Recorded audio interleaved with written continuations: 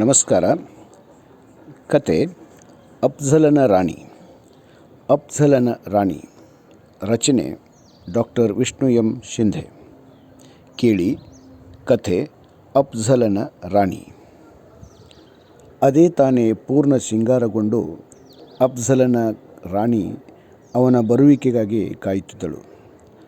ಸಂಜೆಯ ಅಜಾ ಆದ ಮೇಲೆ ಪ್ರತಿದಿನವೂ ತಪ್ಪದೇ ಮಹಲಿಗೆ ಬರುವ ಅಫ್ಜಲ್ ಬರುವಾಗ ಸಿಹಿ ದ್ರಾಕ್ಷಿ, ಮಾವಿನ ಹಣ್ಣಿನ ಬುಟ್ಟಿ, ಸುಗಂಧ ದ್ರವ್ಯ, ಮಿರಿಮಿರಿ ಮಿಂಚುವ ವಸ್ತ್ರ, ಅದರೊಳಗೆ ಮುಚ್ಚಿಟ್ಟ ಒಂದಾದರೂ ಬಂಗಾರದ ಒಡವೆ ಇಲ್ಲದೆ ಬಂದವನೇ ಅಲ್ಲ.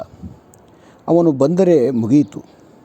ಅವನ ಪ್ರೀತಿ, ಪ್ರಣಯ, ಆತುರ, ಹುಂಬತನಕ್ಕೆ ರಾತ್ರಿ ಸರಿದದ್ದೇ ತಿಳಿಯುವುದಿಲ್ಲ. ಆಕಾಶದ ಚಂದ್ರ ಹೊಳೆದಷ್ಟು ಅವನು ಪ್ರಖರ.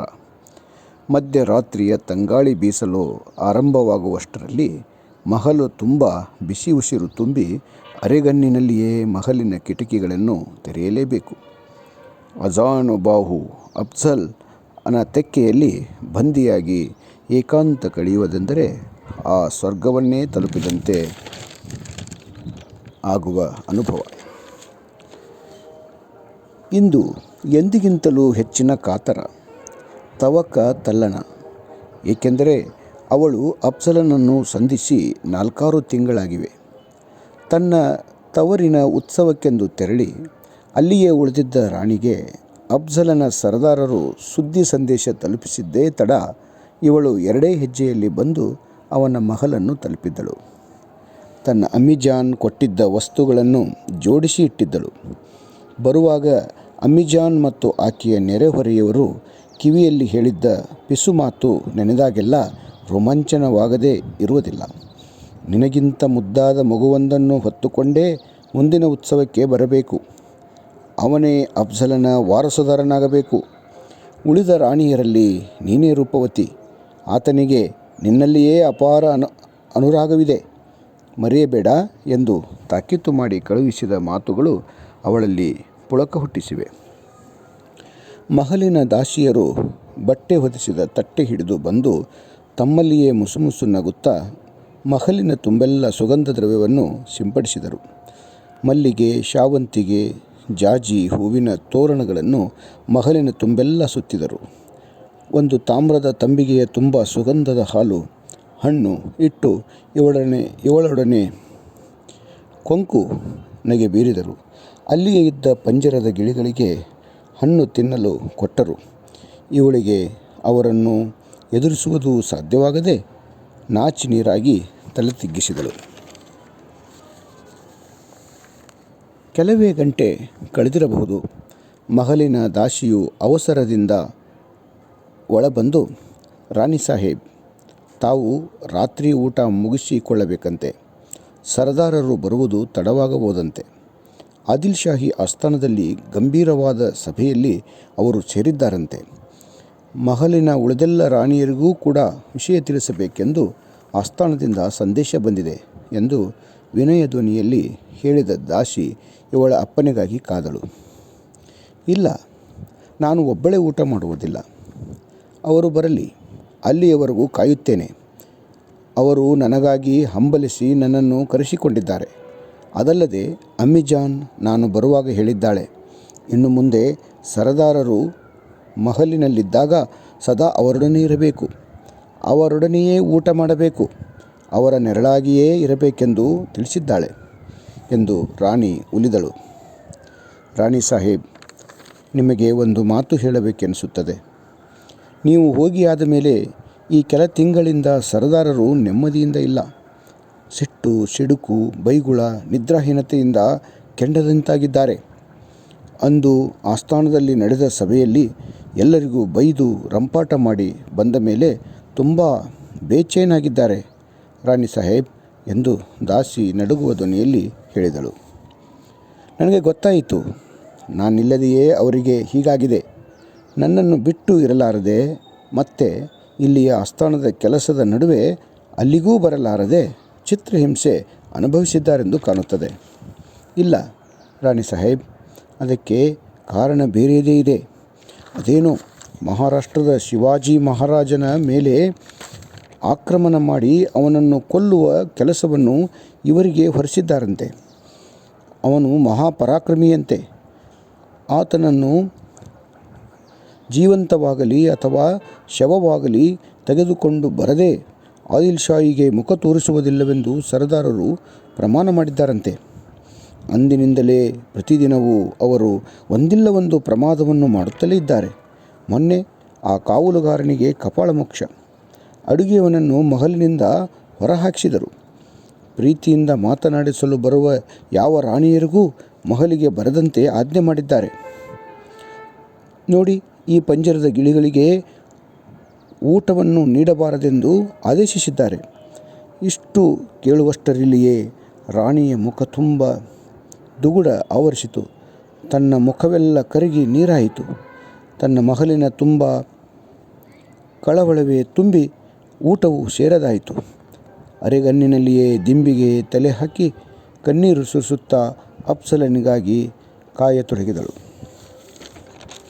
ಮಧ್ಯರಾತ್ರಿಯ ಸಮಯವಾಗಿರಬೇಕು. ರಾಣಿ ವಿಲಿ ಒದ್ದಾಡುತ್ತಾ ಸ್ವಲ್ಪವೇ ಸಪ್ಪಳವಾದರೆ ಅಫ್ಜಲ್ ಬಂದಿರಬಹುದೆಂದು ಭಾವಿಸಿ ಎದ್ದು ತನ್ನ ಕೇಸ ಸರಿಪಡಿಸಿಕೊಳ್ಳುತ್ತಾಳೆ. ಅವಸರಿಸುತ್ತಾಳೆ. ಕಿಟಕಿಯಲ್ಲಿಯೂ ಹೊರ ನೋಡಿ ಇಲ್ಲವೆಂದು ತಿಳಿದು ಮತ್ತೆ ವ್ಯಾಕುಲಗೊಳ್ಳುತ್ತಾಳೆ. ಆಕಾಶದಲ್ಲಿ ಚಂದ್ರ ಬೆಳದಿಂಗಳನ್ನು ಚೆಲ್ಲುತ್ತಾ ಎಂದಿನಂತೆ ಸಾಗಿದ್ದಾನೆ. ಇವಳ ವಿರಹ ಅಗ್ನಿಗೆ ಮಹಲಿನ ಆವರಣವೆಲ್ಲವೂ ಬೆಂಕಿಯಂತಾಗಿದೆ. ಪಂಜರದ ಗಿಳಿಗಳು ಬಹಳ ಹೊತ್ತಿನಿಂದಲೂ ಇವಳನ್ನು ನೋಡುತ್ತಾ ಗಾಬರಿಯಾಗಿಯೇ ಕುಳಿತಿದ್ದವು. ಹಲವು ದಿನಗಳಿಂದ ಉಪವಾಸವೇ ಇದ್ದು ಇಂದು ದಾಸಿಯರು ನೀಡಿದ ಹಣ್ಣು ತಿನ್ನದೆ ಮೌನವಾಗಿದ್ದವು.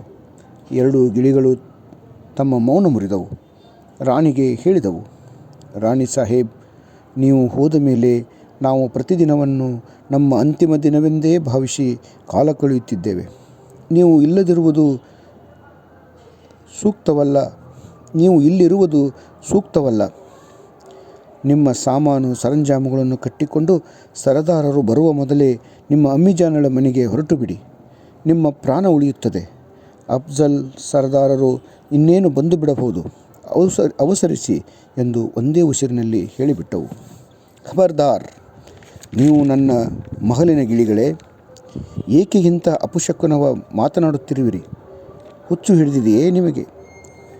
ನಮಕ್ ಹರಾಮ್ ಗಿಳಿಗಳು ನೀವು ಎಂದು ರಾಣಿ ಬಿಭತ್ಸಗೊಂಡು ಪಂಜರವನ್ನು ದೂರ ತಳ್ಳಿದಳು. ಇಲ್ಲ ರಾಣಿ ಸಾಹೇಬ್, ನಾವು ನಿಮ್ಮ ಗಿಳಿಗಳು, ನಾವು ನಿನ್ನ ಗಿಳಿಗಳು, ನೀನು ಸಾಕಿ ಉಣ್ಣಿಸಿದ ಗಿಳಿಗಳು. ನಾವು ಸತ್ಯ ನುಡಿಯುತ್ತಿದ್ದೇವೆ. ಅಫ್ಜಲ್ ಸರದಾರರಿಗೆ ಮತಿಭ್ರಮಣೆಯಾದಂತೆ ಕಾಣುತ್ತಿದೆ.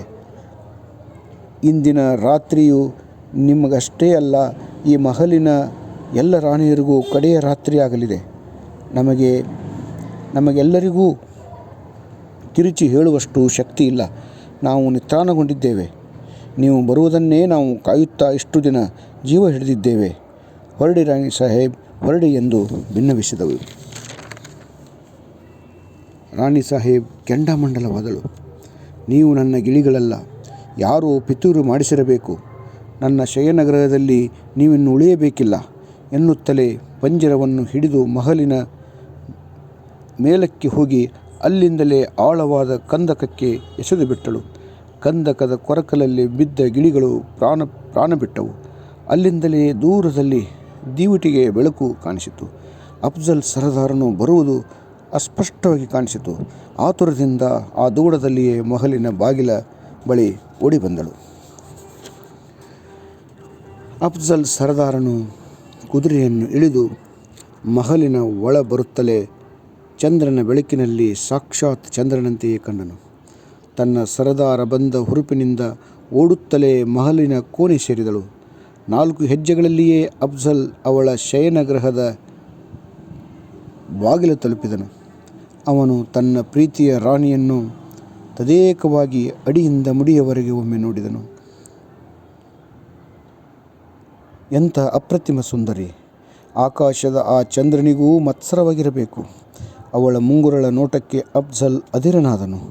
ಆ ಹಿಂದೆ ಅವಳೊಡನೆ ಕಳೆದ ಆ ಮಧುರ ರಾತ್ರಿಗಳು ಸ್ಮೃತಿಪಟಲದಲ್ಲಿ ಚಿತ್ರಗಳಾಗಿ ಬಿಚ್ಚತೊಡಗಿದವು. ಕ್ಷಣ ಕ್ಷಣವೂ ಅವನೊಳಗೆ ಅಸ್ಥಿರತೆ, ನಡುಕ, ಸಿಟ್ಟು, ತಾತ್ಸಾರ ಇವೆಲ್ಲಗಳು ಸೇರಿದ ಒಂದು ಬಗೆಯ ವಿವರಿಸಲಾಗದ ಆಕ್ರೋಶ ತುಂಬಿ ನಿಂತಿತು. ಅದನ್ನು ತೋರಗೊಡದೆ ರಾಣಿಯೆಡೆಗೆ ಸರಿದು ಬಂದನು. ಮಂಚದ ಮೇಲೆ ಸಿಂಗರಿಸಿದ ಹೂಗಳ ರಾಶಿ, ಹಾಲಿನ ತಂಬಿಗೆ, ಸುಗಂಧ ದ್ರವ್ಯಗಳ ಘಮಲು. ಅವನ ಮುಂದೆ ನಾಚಿ ನೀರಾಗಿ ಅವನನ್ನು ಆಶ್ರಯಿಸಲು ಕಾತುರಗೊಂಡ ನಿಂತಿದ್ದ ರಾಣಿ. ಬಿಗಿದಪ್ಪಿದನು. ರಾಣಿಯು ಕ್ಷಣಕಾಲದಲ್ಲಿಯೇ ಮೊಂಪರಿನಿಂದ ದಿಂಬಿಗೆ ಒರಗಿದಳು. ಥಟ್ಟನೆ ಮೇಲೆದ್ದು ನಿಂತ ಅಫ್ಜಲ್ ತನ್ನ ಸೊಂಟದಲ್ಲಿದ್ದ ಖಂಜರಿನಿಂದ ಒಂದು ಬಾರಿ ರಾಣಿಯ ಹೊಟ್ಟೆಗೆ ತಿವಿದನು. ರಕ್ತ ಚಿಮ್ಮಿ ಮಹಲೆಲ್ಲವೂ ಕೆಂಪಾಯಿತು. ರಾಣಿಯ ಪ್ರಾಣಪಕ್ಷಿ ಹಾರಿಹೋಯಿತು. ಅಫ್ಜಲ್ ಉಳಿದ ರಾಣಿಯರನ್ನು ಸಂಹರಿಸಲು ಮಹಲಿನ ಹೊರಕ್ಕೆ ಓಡಿದನು. ಇದನ್ನೆಲ್ಲ ನೋಡುತ್ತಿದ್ದ ಆಕಾಶದ ಚಂದ್ರ ಆಘಾತಗೊಂಡು ಕಪ್ಪು ಮೋಡದ ಮರೆಗೆ ಥಟ್ಟನೆ ಸರಿದನು. ನಮಸ್ಕಾರ.